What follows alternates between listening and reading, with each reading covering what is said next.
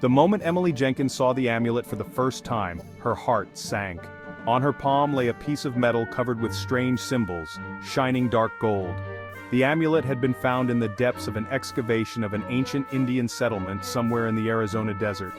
Although Emily was an experienced archaeologist, the artifact had caused her an inexplicable sense of unease from the start. Back home in her small town in Montana, Emily decided to study the amulet more closely. She left it on the desk in her office and went to the kitchen to make tea. When she returned, however, the amulet was not where she had left it. It was lying on the other end of the desk, as if someone had moved it. "I guess I was just distracted," Emily muttered to herself, but in her heart she sensed something wrong. That night when Emily went to bed, she had her first dream. A dream that was so clear it seemed real. She was walking through a dark forest, surrounded by strange whispers that came from all directions. The trees loomed over her, their branches like bony hands reaching for her throat. In the center of the forest, she saw an ancient altar, and on it a familiar amulet that glimmered with a dim light. Barely had she gotten any closer when a figure with empty eyes emerged from the shadows. Emily woke up screaming, her body covered in cold sweat. It was exactly 3 in the morning on the clock. She heard a faint sound, as if someone was whispering right outside her door. But when she opened it, no one was there. The next day, Emily decided to show the amulet to her friend and colleague, history professor James Miller, who specialized in ancient cultures. James was a reserved man, but when he saw the artifact, his face turned pale. "You must get rid of this immediately," he pronounced. This amulet belonged to an ancient tribe that worshipped dark forces. Legend has it that it has the power to open a gateway between our world and something far more sinister. Emily laughed, trying to dispel the growing unease. "Do you seriously believe in these fairy tales?" she asked. James looked at her with an expression that took her breath away.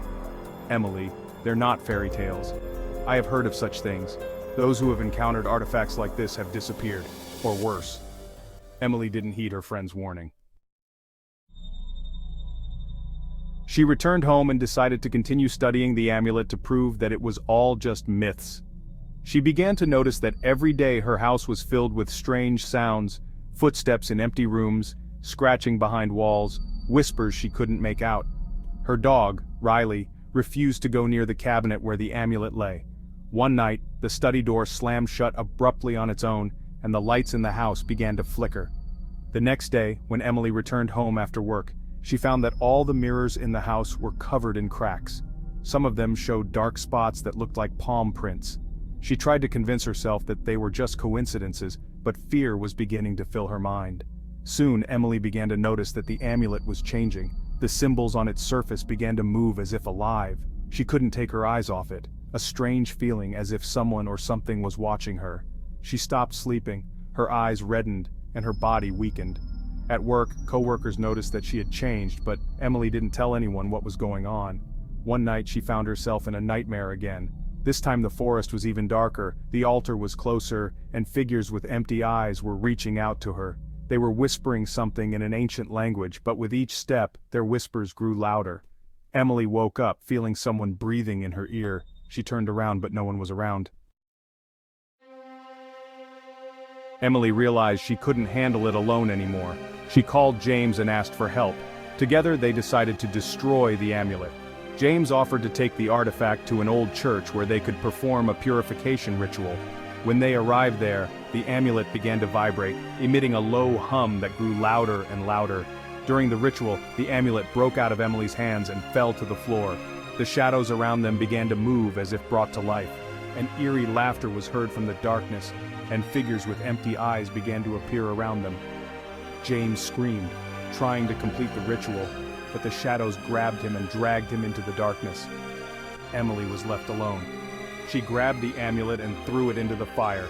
The artifact began to crack, and a piercing scream erupted from it, echoing through the church.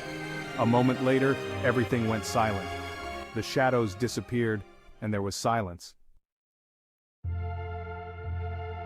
Emily survived, but her life was never the same again.